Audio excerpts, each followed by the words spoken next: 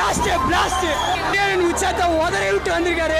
இதோட இவர் வரப்போறதில்ல, லாஸ்ட் படம் தலை வேற மாதிரி தலை படம்னா இதுதான். இதை பார்த்து கத்துக்க சொல்லு தலை எல்லாரையும். முழுக்க முழுக்க தளபதி படம் தலை ஃபுல்லா.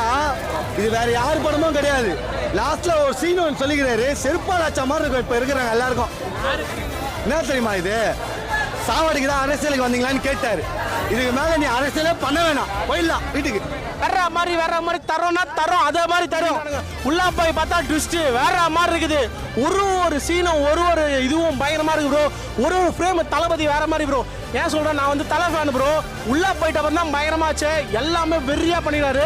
கடைசி படம் எச்வினோத் வந்து மிரட்டி விட்டுக்கிறாரு ப்ரோ. இதோட வேற என்ன ப்ரோ வேணும், படத்திலே டிவிக்கே தான் பேரு.